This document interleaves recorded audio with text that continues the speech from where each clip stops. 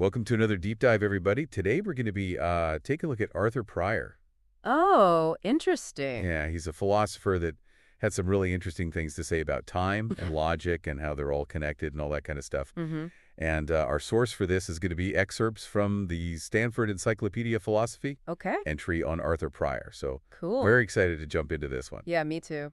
So maybe we could start off with a little bit of background about who Arthur Pryor was. Sure, yeah. The entry mentions that he was actually the first New Zealand-born logician. Yeah, that's a fun fact. Pryor was born in 1914 Okay. and really was a pioneer in the field of logic. Mm-hmm. He challenged the prevailing views of logic at the time, arguing that it should be really rooted in our experience of the real world, Interesting. not just confined to abstract symbols and things like that. So he was trying to bring it down to earth a little bit. Exactly, yeah. He wanted logic to be something that could help us understand, Right.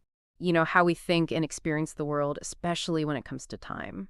Okay, so that's interesting. Yeah. So instead of just playing around with symbols, he wanted to actually use it as a tool to understand the world. Yeah, and that's where his big idea of 10th logic comes into play.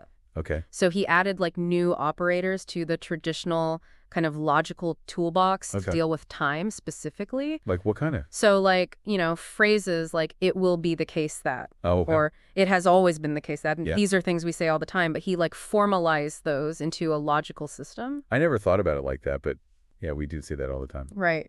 So that's interesting. I mean, it just seem like commonplace phrases, but to think about them as logical operators. Yeah. It's like, whoa. It's a whole different way of thinking about it. Yeah, so he's essentially creating a way to analyze how we reason about time, which is pretty groundbreaking, especially back in the 1940s when this was all happening. Absolutely, and the logic of time was pretty much non-existent back then. Right, yeah. So he was really breaking new ground. And what's fascinating, too, is the entry talks about how Pryor's personal journey actually influenced his work. Yes. He started out as a devout Calvinist, That's right. which is a belief system that emphasizes predestination. Right, so the idea that everything is preordained. Right, okay. But then he shifted to become a champion of free will. Interesting. And this philosophical evolution is really central to understanding his work on tense logic. I could see how that would be a pretty big shift in thinking. Yeah. I'm curious how that, shift from predestination to free will played out in his logic. So there's this really interesting concept that he came up with called a loosely packed universe. Loosely packed. Yeah, so imagine a universe where individuals actually have agency, right? It's not just dominoes falling one after the other. Mm-hmm. We can make choices within the causal chain of events. And this idea of loose packing really set the stage for his ideas on future contingencies. So instead of everything being fixed, there's a little bit more wiggle room. Yeah, exactly. So we have a more open future where choices actually matter. I like that loosely packed universe. Yeah, it's a good one. But so how did he actually represent that in his tense logic? Right. Did he use the standard logical tools, or did he need something more to capture that open-endedness? He needed something more, and he found inspiration in a pretty surprising source, Aristotle. Oh, wow. Okay. So he turned to three-valued logic to represent these future contingencies. Three-value logic. Yeah. Okay, so usually we think of logic in terms of true or false, right? Right, exactly. But how does a third value fit into all of this? So it goes back to Aristotle's ideas about future events that are neither true nor false when uttered. Okay. So, for instance, if I say, you will win the lottery tomorrow. Okay. Is that statement true or false right now? Well, it's impossible to know right now. Exactly. It hasn't happened yet. It's not determined yet, so it's neither true nor false at this moment. And that's where the third truth value comes in. It represents this kind of undetermined state. Okay. And Pryor saw this as crucial for representing an open future where choices can actually make a difference. So it challenges that binary way of thinking. Exactly. It's not just true or false, there's something else. Yeah, it's more nuanced than that. Okay, this is where it starts to get a little mind-bendy for me. Yeah. I'm starting to see how Pryor's tense logic allows us to talk about possibilities and choices in a way that traditional logic just couldn't. Yeah, you got it. Okay. And this brings us to an ancient Greek argument that Pryor tackled head-on, which is called the master argument, put forth by a guy named Diodorus Cronus. Okay. And this argument was a classic attempt to prove determinism. So the opposite of free will. Right, exactly. A direct challenge to Pryor's belief in free will. I'm sure he had something to say about that. He did not just take this lying down, he used his tense logic as a weapon to analyze the master argument and ultimately pinpoint the fallacy within it. That sounds pretty intense. It was a philosophical showdown. So how did he use tense logic to dismantle this master argument? So the master argument basically tries to corner you into determinism by saying that only what actually happens is possible. Everything else is impossible. It's a pretty bold statement. It is, and Pryor wasn't buying it. I imagine not. Because it goes against his whole idea of an open future and free will. Right. And he identified like a subtle but crucial flaw in the master argument's reasoning. Okay, what was it? It hinges on an assumption about the past. Okay. It basically says that if something is not happening now and will not happen in the future, then it must have been the case in the past that it would not happen. So it's like working backwards and saying, because it's not true now, it never could have been true. Right, exactly. It's like saying everything was set in stone from the beginning of time. Okay, so that's a very deterministic view. It is, and that's where Pryor's tense logic comes to the rescue. Okay. He shows that this assumption just doesn't hold up. Okay. If we allow for genuine future contingencies. Okay, those undetermined events. Exactly. At that third truth value. Yes. Okay. If the future event is neither true nor false right now, then the master argument's premise crumbles. Okay. Because it can't account for that. It breaks it. Yeah, it throws a wrench in the whole thing. So he's basically using tense logic to pry open a little bit of space for free will. It's a great way to put it. Okay. It showcases the power of Pryor's tense logic to analyze these complex philosophical arguments. Like giving us a new language to talk about these things. Yeah, exactly. He took logic beyond just abstract symbols and used it to grapple with these profound questions about time choice and the nature of reality. Wow, this is fascinating stuff. Yeah, it is. I think we've covered a lot of ground already. Yeah. Maybe we should take a little break and let our listeners digest all of this mind-bending information. Sounds good to me. All right, we'll be back in a moment to explore more of Arthur Pryor's world. Looking forward to it.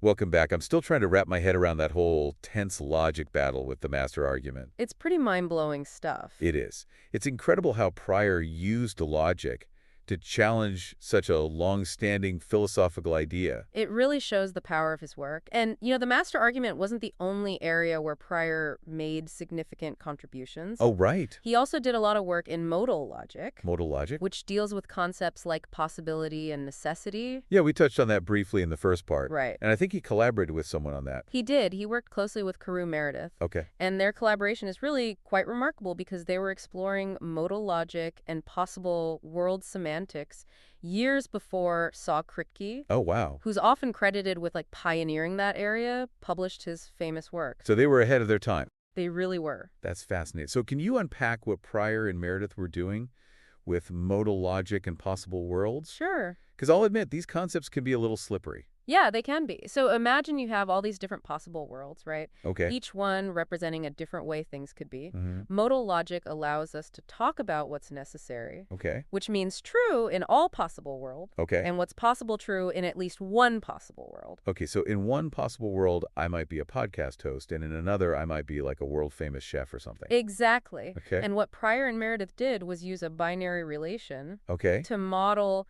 how these different possible worlds relate to each other. So it's like creating a map of all the possibilities. It is like creating a map of possibilities. That's really cool. It shows like which worlds are accessible from which other worlds. Wow, that sounds like a powerful tool for exploring different ways things could be.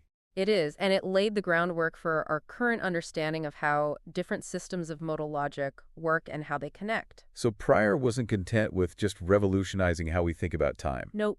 He had to shake up modal logic as well. He was a busy guy. It's amazing how he kept pushing the boundaries of logic. It all comes back to that real-world focus. Right. You know, he always brought logic back to our experience of the world. Yeah.